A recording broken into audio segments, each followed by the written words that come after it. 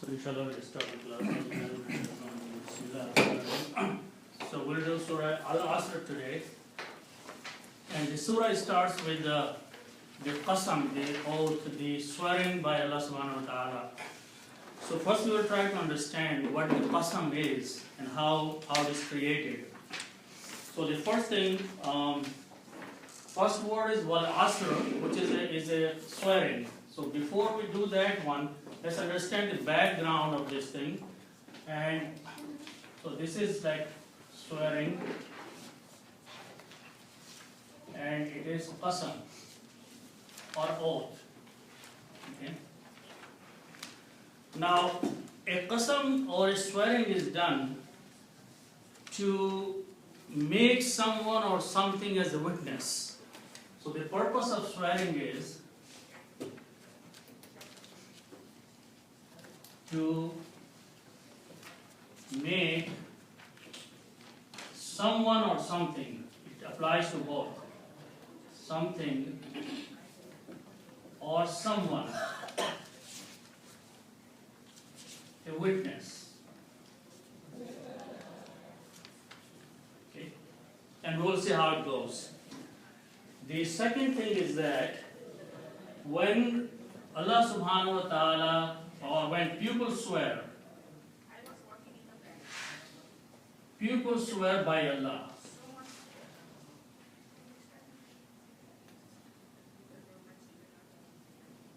And only. Okay. And when Allah swears,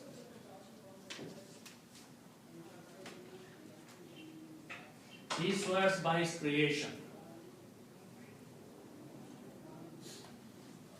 And that we will see there in the ayats.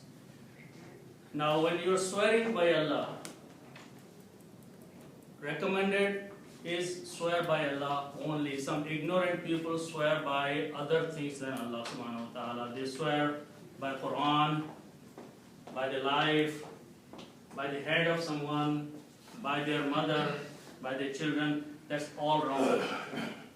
The qasam should be done by Allah subhanahu wa ta'ala only, because when you are saying something to someone and you want to make someone witness of that statement, then Allah subhanahu wa ta'ala is the best witness.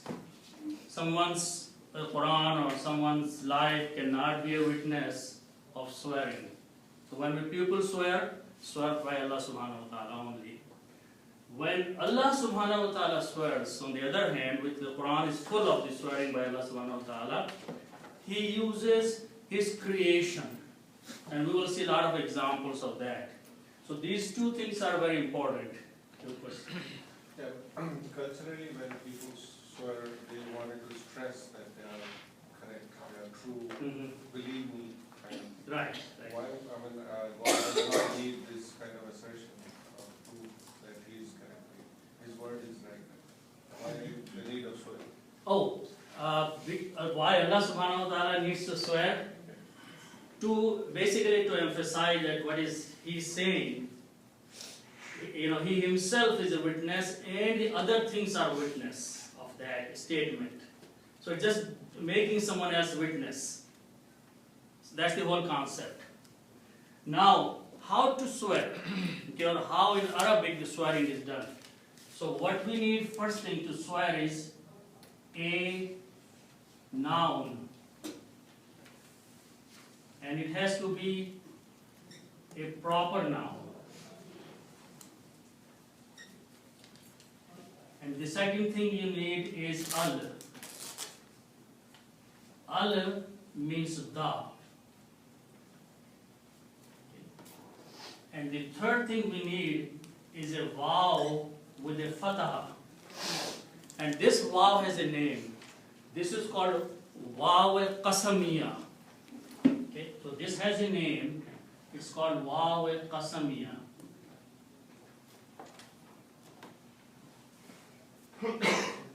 And then one more thing happens in the swearing in Arabic is that the last letter of the noun has a kasra.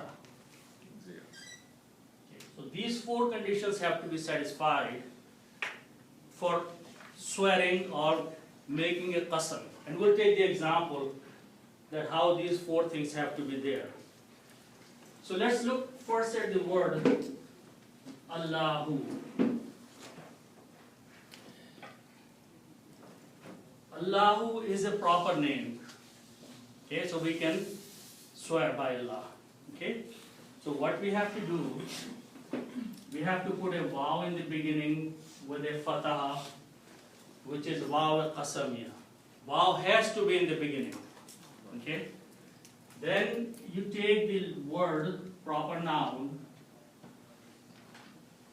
and change this last letter's dhamma to a kasra, which is this condition here. Okay. Al is already there in the word. You can see that. Al is there. Okay. So when you combine and read these together, this alif is not pronounced. And when it is not pronounced, we change the little hamza and fatah on the alif to a small swad, which means don't pronounce. So the word became now Wallahi. When you speak the word in this way, you are making a qasam. You are taking an oath. You are swearing. Wallahi. It has to have a kasra at the end. Otherwise, if the kasra is not there and you put a waw there, the meaning will be and Allah. Waw means and. So if you just combine waw with the waw in the beginning, this will mean and Allah, just a statement. Okay? But as soon as you change this dhamma to a kasra, it becomes wallahi. That means now you are swearing by Allah subhanahu wa ta'ala. Okay? Wallahi. Now when Allah subhanahu wa ta'ala swears, He can use any object or anything He created. And for example, if you look at the surah, Wattini, okay, Atteen has al in it, and teen is a fig, okay. First letter is waw, and the ayat stands as Wattini. When you stop, you say Watteen, but if you look at it has a kasra in it. So Allah subhanahu wa ta'ala is swearing by fig. Then the next ayat is Wazzaytuni. If you look in the Quran, you will see that it is Zaytuni. There is a kasra underneath there. Waw in the beginning, al is there. Okay, you don't pronounce because it's Az-Zaytun, but it's actually Al-Zaytun. Okay? Yeah. Now, look at the third ayat. Watur Sinina. Okay? There, Tur Sinin is a proper noun. This condition. Al is not there in there, but proper noun is there because that Tur, that mountain, is a special mountain in the Sinai. So you are swearing by something special, which is a proper noun. Okay? But in the other place in Surah, there is a Surah At-Tur in the Quran. That is where it is Al-Tur, but Al is there. So Watturi. If you look at the fourth ayat of Watteen, Wattini, Wazzaytuni, Wature Sinina, Wahazal Balad. Balad means city. Hada means this. So Allah subhanahu wa ta'ala is swearing by this city, which is the city of Makkah. So there, Hazal Balad. Okay? Al Balad is a proper city, so that's a proper noun. So for swearing, either the word will start with Al, or it has a proper name. It has to meet the condition that the first letter has to be a waw with a fatah, and the last letter has to be a kasra. When you see some word with this combination in the Quran, a swearing is being done. Okay, so look at here. Wal asri. Waw is there, al is there, last letter has a kasra. So Allah subhanahu wa ta'ala is making swear of asr. what is asr? So that's a different thing. But the conditions of a swearing is there. Okay? So what is al-asr? In Arabic, the 24 hours are divided into different names. For example, you don't have, that those days you don't have the clock, so you don't know what time is when. So if you say Al-Fajr, that means you're talking of the morning time, when the light is starting appearing on the sky. Then a little bit more days pass and you call Al-Ishraq, when the sun is rising. Then when a little bit more time passes, you call Zuhr, which means sun is at the top. When a little bit more time passed, the sun is started coming down, declining, you call time of Asr. The Salat times are not the names of these, we just have given them names. But those are the times of the 24 hours. Then when sun goes a little bit more down, it starts disappearing, you call Maghrib. Okay? Then when it becomes dark, you call Isha. So these are the times people use or used before to tell what time is of the day. So Asara and Asrun is when the sun has started going down, declining. It has reached to the highest point and now it is going down. That time of the day is Asrun. And Al is there, the day, the time of the day. And when you put a Waw before that, with a Fatah, and when you put Al, first thing happens, the Al changes to the Maz into one. So Al Asru, and then when you make it Kasra, it becomes a Qasam. It becomes a swearing. So Allah subhanahu wa ta'ala is swearing of the time of Asr. Not the time of the prayer, but the time when sun has started going down. Okay? Now we'll see one more interesting thing, that why Al-Asr? Why Qasam for Asr? Okay? So let's look at the next ayah. So the meaning of this one is, by that time, the time of Asr. Mostly people just leave this as by the time, okay? But this is a time of the day, Wal Asr. Then after swearing of the time, Allah subhanahu wa ta'ala says, Innal insana lafi khusr. The first thing is that the word inna. Inna has meanings like surely, indeed, certainly, and many other words like that. So when the statement starts with inna, that means you want to emphasize, the listener has to make sure that something very important is going to be talked about after that. So inna starts with indeed, surely. Okay?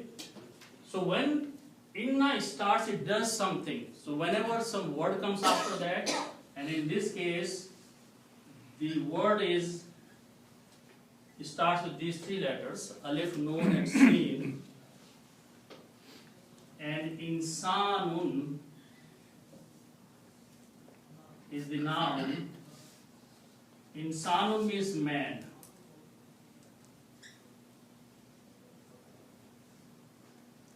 Insan is a man. And the full word is insanun because all the nouns is end up to the mas.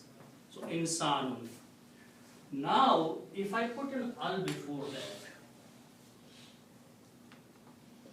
al means the. Okay? And first thing al does is changes to the mas into one. So it becomes al insanu.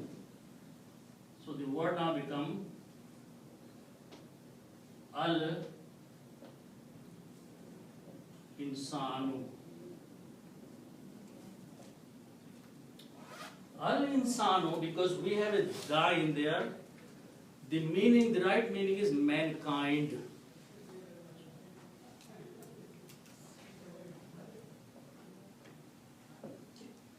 Mankind includes everybody, including men, women, children, everybody, mankind. Okay? So that is the meaning of al-insanu, the mankind. Okay? Now, whenever inna comes in the statement, which comes before the word, before the statement, inna has some effect on the word after that. And a lot of Arabic words do that. The effect of inna is that it changes the last dhamma into a fataha. So the word becomes al-insana. Always you will see, and we'll see more examples, whenever inna comes, the noun after that changes into a last letter into a fataha. Because of inna. If inna was not there, it will remain insanu. Okay. So now the meaning is indeed mankind. Indeed, surely mankind.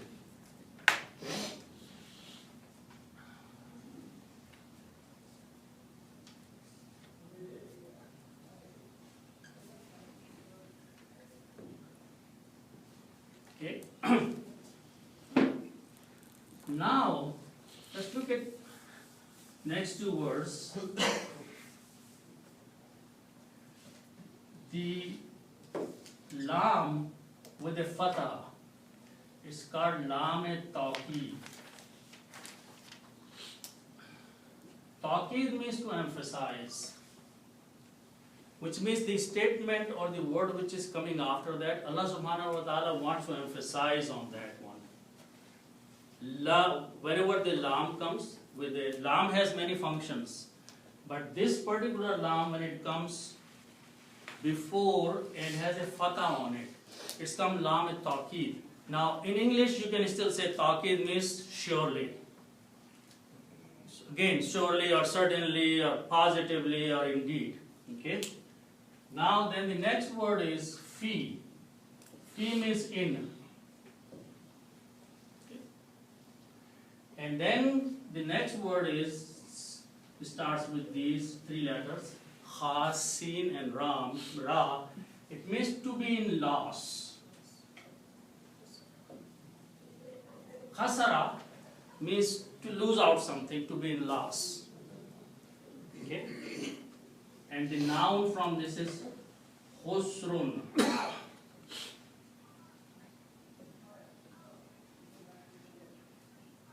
Khusrun. Okay?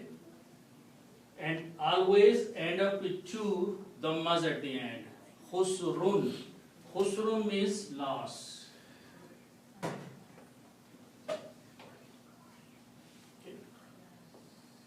So now, when khusrun and fi come together, fi is a harf jar. So when you put a fi before that, fi means in, it changes two dhammas into two kasras. That's the characteristic of a harf jar. So it becomes khusrin. Okay. And lam before that is emphasizing. So word becomes lafi khusrin, and when you stop you pronounce khusr. Whenever you have a tanween at the last letter, like two fathahs, two dhammas or two kasras, if you stop you don't pronounce the sound of noon, you pronounce khusr. Okay? But if you want to continue, you can pronounce khusrin. Okay? Now, if you notice that Allah subhanahu wa ta'ala is in one ayat emphasizing twice. One time emphasizing by saying surely by inna, And the second time is emphasizing by saying lam with the fataha. So twice in one statement, the taqeed, the emphasis is being given. Indeed, the mankind is definitely in a state of loss. Indeed, surely, surely the mankind is in loss. Okay? So that is one statement. Allah subhanahu wa ta'ala is saying the mankind is in loss. You have a question? Yeah, harf jar, I forgot, what was that? Harf jar is preposition in English. Okay? What is preposition in English? What it means actually? It defines the position of something in English. For example, if you have a box here, right? And you have a book. Okay? So you will say, book is in the box, right? It's defining the position of the book. You can say book is on the box. On is defining the position, right? You can say book is on the left side of the box. You're defining the position of the book or underneath. So the words which are we are using in, out, above, below, they are called preposition. They define the position of one thing with respect to the other. In Arabic, those words are called harf jar. They define the position just like these words. And whenever they come, they change these nouns to dhammas into two kasras. Yes, that's how the preposition works. And in English, in Arabic, all these words which translate in and out, above and below and here and there, they are called harf jar. Okay? So in this ayat, Allah subhanahu wa ta'ala going back, emphasizing twice that man is in loss. Why is he saying that? That Allah subhanahu wa ta'ala has created man as the best of the creation. Best among all the creation is the mankind. And then Allah subhanahu wa ta'ala is saying that he is in loss. Okay? Why? For two things. First of all, let me do a relationship here. Al-Asr is the time when the sun is going down. It's declining. Okay? Climax of the day is getting over towards going down. The mankind, who is best of the creation, Allah subhanahu wa ta'ala is saying is that is getting into the loss. Just like this, the Asr time is the time of the decline. Man is reaching to a state of decline. Except those people who are defined here. Other than all the mankind, Allah subhanahu wa ta'ala saying is going to be in loss. Just like the Al-Asr is the time of decline, the man is going to be declining, except these few people here. Okay?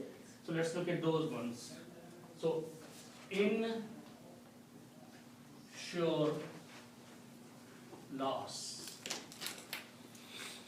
After that, That, the name of the lamb, the la you gave up there, what was that again under there? It says lamb Lam tawqeed. al-tawqi. Tawqeed means emphasizing something. Okay? So that's the reason I put here sure. It's emphasizing that it's a definite loss. Twice in one statement, the definite, certainly, positively, indeed word is being used here. Yaqinan, exactly.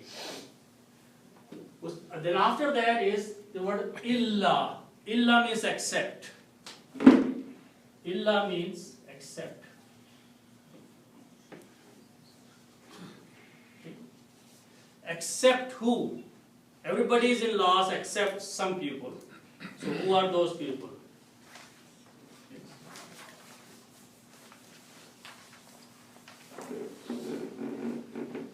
Then the word is lazi. Lazi means he. Lazi means he. Its plural is lazina. Lazina.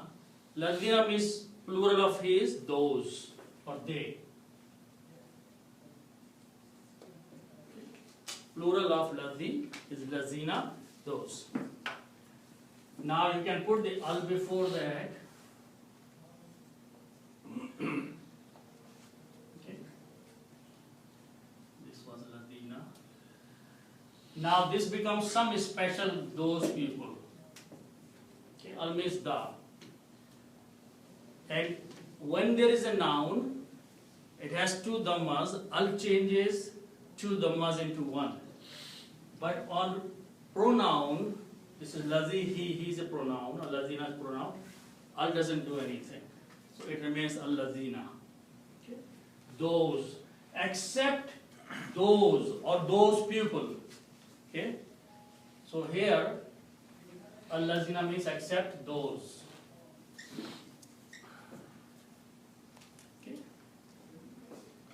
So now who are those? So we start with the word with these three letters, alif, mim and noon. Amana. Amana means to be in peace, to have peace. Aman is peace. So these are the root letters of alif, mim and noon. Okay, these are three letters. So we say whenever there are three letters, they belong to the group of the words we call fa'ala. And we make bigger words by adding more letters. And one way is making bigger letter by adding an alif, af'ala. Okay. So these three letters will become now four letters. Alif, alif, mim, noon. We just added one more letter in there. Four letters. The meaning of these four letters is to believe. The meaning is to believe. Okay. Now, in Arabic or in Urdu also, when these two letters, alif and alif, come together, they are written in few different ways. They are written as this or this or this. Two alifs can be written in Arabic as one hamza and one alif, or can be written with one alif with a little thin side here. The sound of this is a. The sound of these two together is a. So sound of this was amana. The sound of this thing is amana. That's a basic difference in the pronunciation. Amana, aman is peace. Amana means believing. Okay, so this is amana. This is the word we are going to use. Okay, so I can write down this a and mana. Put a fatah on each of them. It became a word like fa'ala. And the meaning when we put fatahs has become he and the past tense. Whenever we have these three letters, fa'ala, which means to do, if we put three fatahs like this is the grammar of third person he and past tense. So the meaning of this is he did. Okay? So the meaning of this is just like putting fathahs on them. So the meaning is that he believed, third person and the past tense. So the meaning is he believed. He believed. One person, he believed. Now, if I put a vav at the end and with a little alif and a circle, this is a plural. How to make the plural? You just add this thing. So this will become amanu. When you write down these together, it becomes amanu.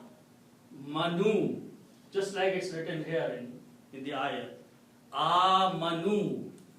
Amanu means they believed. It's a plural. Okay? Amana, he believed, one person. Amanu, they believed, plural. Okay? So, illa ladina, except those, amanu, they believed. To make a proper English, you can write down, you can say, except those who believed. Okay? So, we just translating as who believed.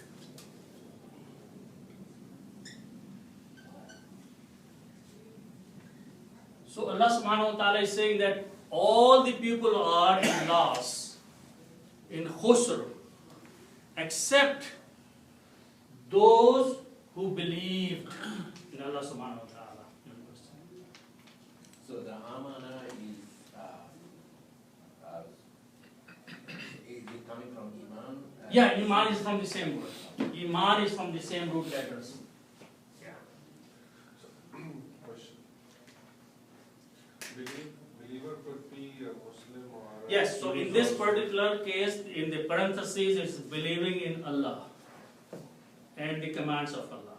Yes, you can believe in a good system, you can believe in, anything, but when it is talked about with the reference to the Quran and the command of Allah, that this belief has to be in Allah subhanahu wa ta'ala and His messengers and the definition of Iman that we are taught in the beginning, that these are the things you have to believe. Then you are a believer by the definition of Islam. Okay? Otherwise you can believe in anything. Okay? You can believe in good dreams or anything. But when Islamic definition of belief is that Amantu billahi wa malaikatihi wa kutubihi, we are made to memorize that dua. All those things you have to believe in, then it will be the definition of Amanu here. Okay? So that is the first condition, that all these people are in loss. The whole humankind is in loss, except those people. First thing what they did, they believed. Already they have believed in the past. Those are the ones which are not in loss. That's the first condition. The second condition is, let's look at that one. Okay. So the next word is, it starts with these three letters, Ain, Mim and Lam. Amala. Amala means to do some deed. So it also means to do. Okay. Now, in this case, if I put, and if I have time, I'll explain that one. In this case, if I put a kasra under meme, the middle letter, the meaning will be same as third person past tense. He did. Okay. And I'll explain that sometimes the middle letter will have fatah, sometimes kasra, sometimes dhamma. The first and the third letter have to have fatah. So, fa'ala or amila, both are third person and past tense. Okay? So it means he did. Same thing, you put a vav at the end and then the alif, become amilu, it become plural. Okay? They did. Except those who believed. Va means and in between. Amilu, you can translate who believed, who did. They who believed and who did. And those who did. Okay. So now the action comes after the belief. Okay. And what is that action? What is that they are doing? So wow and alif, what do you call that? Make it plural. No, on the top? This one? No, alif's on the top. Oh, this is little small circle. That's called alif-e-waqaya. It's not pronounced. The purpose of this little circle is that do not pronounce alif. It's just written there. It's called alif of the separation. Wiqaya means to separate. So you are separating, so you don't combine these two words together. You keep I them thought separate. it was what? No, that is the Hamzatul Wasal. Oh. Yeah, that has a different purpose. This is just, Hamzatul Wasal was already there. With a Hamza on it, you change with a Swad. Sorry, yeah. This alif was not there to begin with. Okay. You just added one alif in there with a circle. So its purpose is different and its usage is different. Okay? And in Indo-Pak Quran, they just leave it like that. With a straight alif without any circle on it. Okay? But in Usmani script, it's more clear that whenever you see a little circle here, that this was added to make the script easy to read. Okay? It has no purpose, no meaning, no sound, no meaning. Okay? So, wa amilu. Okay? Now let's look at the next word. Next word starts with these three letters, Swad, Lam and Ha. Salaha. This means to be good. These are the meaning of these three letters, to be good or to do good. Okay. So now we have also been learning that, like, if these three letters are there, Seen, Jim and Dal, Sajada, to make sajda. If we add an alif here, we make it the person who is making sajda. Sajid is a person who makes the sajda. The full word is sajidun. So that's how we make the person who is doing that activity. Sajidun is a person who is making sajda. So salaha means to be good. If I do the same thing, it will become salihun. So this is sajidun. Sajidun. Fatah on the first letter, kasra, and sound of noon at the last letter. Sajidun. When you stop, you say sajid. So this word is same thing. You put an alif. Salihun means a good man.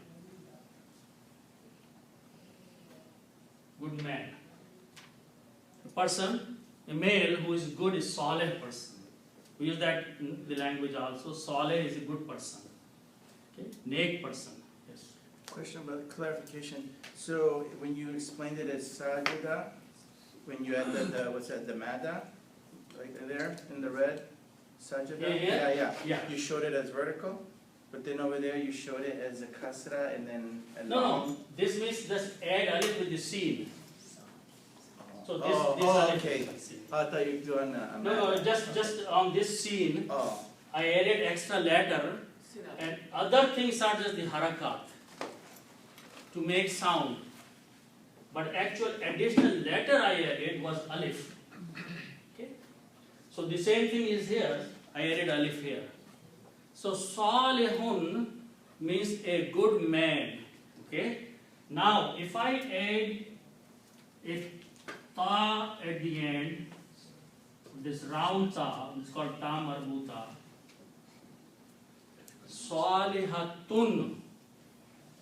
This is to make a female. So Salihatun means good woman. That's how we make female gender. Abidun, abidatun. Sajidun, sajidatun. When you stop, you say sajida. Okay?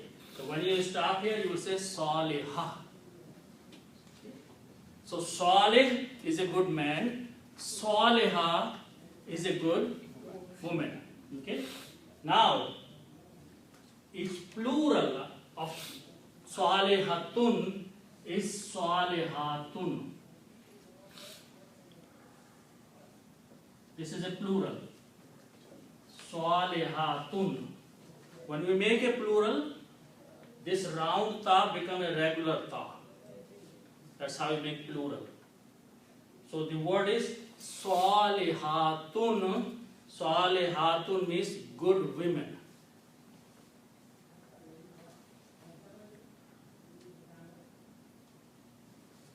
Okay. One woman is Salihah and plural is Salihatun. When you stop, it says Salihat. Okay. Abidat, Sajidat. Okay. So that's the plural. Okay. Now, Salihatun has two meanings. The plural only. This word, Salihatun, has two meanings. One meaning is good women. Okay. The other meaning is that good deeds, good actions. Amale Saleh, when you say good deed. So Salihatun also means good deeds. Okay. So in this ayat, that is the word which is being used here. That is the meaning is Amilu, they did good deeds. Here the meaning is will be good deeds, not good women here. Because Amilu is action. They did good deeds. So all those people who believed and those who did good deeds. So the meaning is, and there's two more things I have to explain because something is changing, minor. So the word is Salihatun. Salihatun. The meaning is that good deeds or good actions. That's the meaning we are going to use. Salihatun. Okay? Now, you can put al before that. Al will bring the meaning of the. Okay?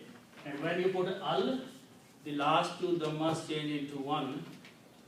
So this becomes al salihatu. Also, swad will kill the sound of lam and it will be pronounced twice. So we pronounce as salihatu. You will not pronounce al salihatu because swad is a shamsi letter, it kills the sound of lam. And we know we pronounce this all the time, as salihatu. So this word now becomes as salihatu.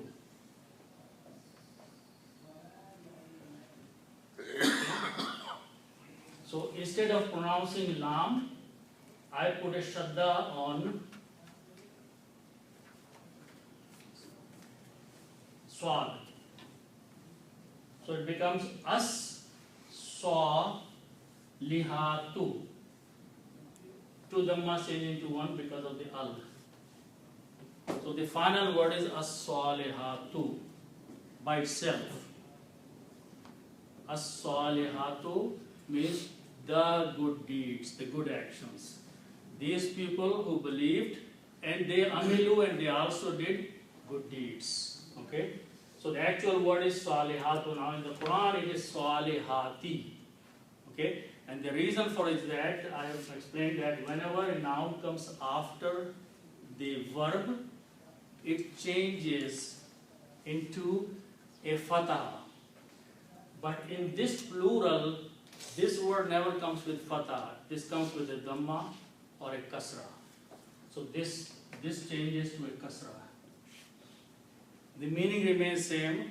As-salihatu means good deeds. Okay. It's a little bit longer, but way of getting there. Good deeds. The good deeds. So except those people who believed and those people who did good actions or good deeds. Other than that, everybody is in loss. Okay? And then Allah subhanahu wa ta'ala mentions two more things after that. وَتَوَاسَوْا بِالْحَقِّ وَتَوَاسَوْا بِالصَّبْرِ. Here, وَتَوَاسَوْ is common. So let's understand that.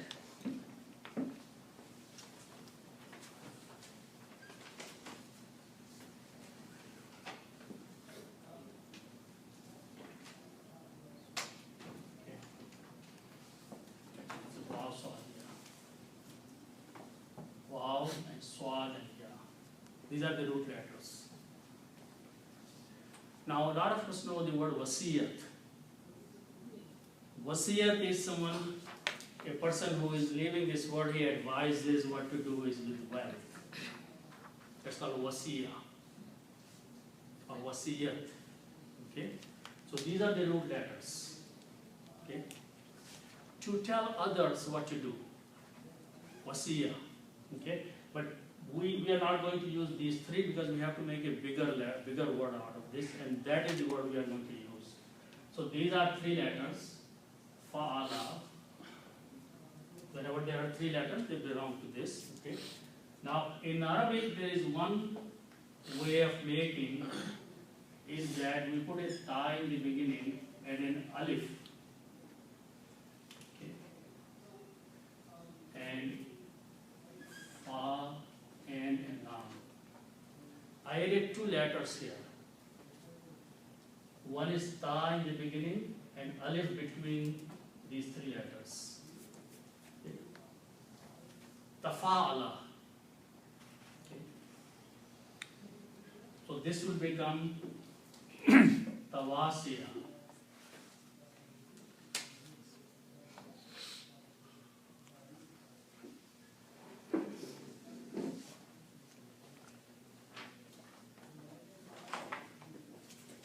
Two letters. Okay. In Arabic, we make bigger words, and there are rules for making bigger words.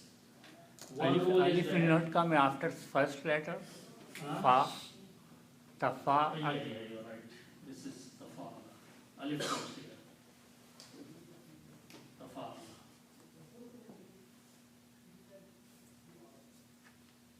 So swad and alif. No. No, wow. This is wow. First, ta, wa, sa. Tafala. Tafala is tawasiya. Tawasiya has a meaning of advising each other. If two people are advising each other, it's a very special meaning. Tawasiya, the word we created by putting a ta and alif. Tawasiya means to advise each other. Okay. The meaning is to advise each other.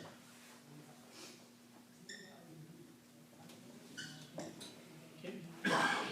We say the word talqeen, karna, nasihat, karna, these kind of words where people are advising each other to do good things. That is the meaning of tawasiya. Wasiya means to just do an inheritance advice. Wasiya, bequest. But tawasiya means advising each other, suggesting something to each other, enjoining upon each other. That's the meaning of tawasiya. So that word is exactly the same. Wa means and. Tawasaw, you notice that there is a waw and alif at the end. That means plural. They advised each other. Tawasaw means they advised each other. Tawasaw, they advised each other. So this is the third thing. They believed, they did good work, good actions, and third thing they did, they advised each other. That not only that they just went and did their own prayer or good action, but they suggested to other people, do good things. That is advising other people. Okay? So the meaning will be, and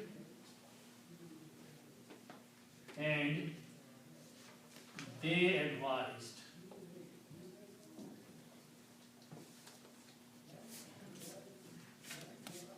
Each other.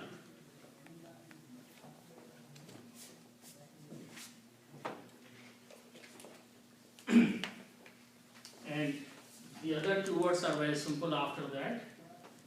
They advised each other for what? For the truth. Haqq.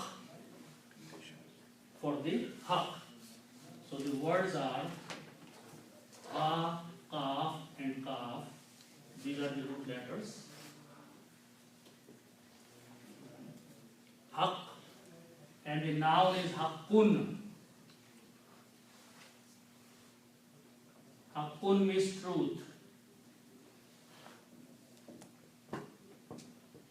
Haqqun is the word that is the noun, 3 letters, truth. And you put al before that. Okay. Al means the, and al will change two dhammas into one, so this will become al-haqqu.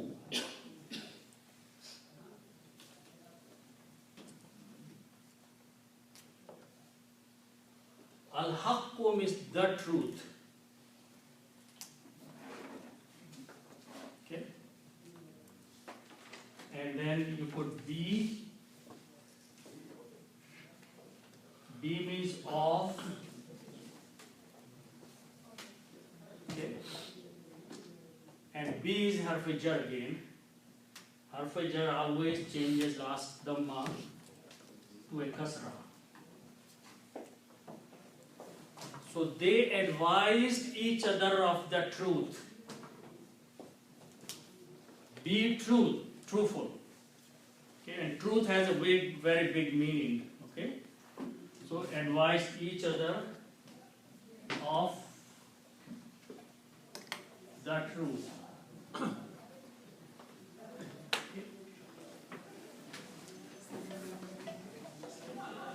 And then the same words are repeating.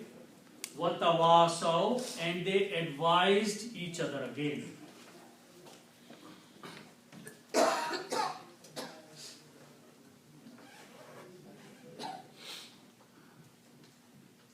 Each other. And the second word is bisabri.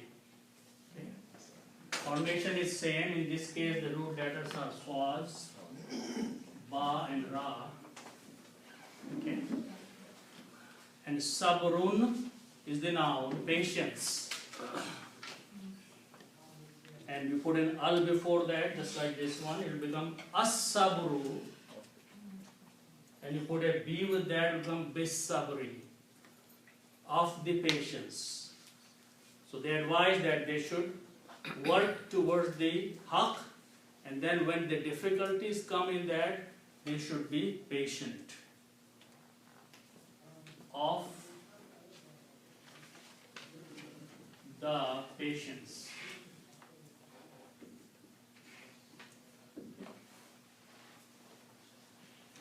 So these are the 4 characteristics Allah subhanahu wa ta'ala is mentioning for those people who will not be in loss, who will not be in khusr. Otherwise, all the mankind, al-insan, is in the state of loss. So inshallah we'll stop here.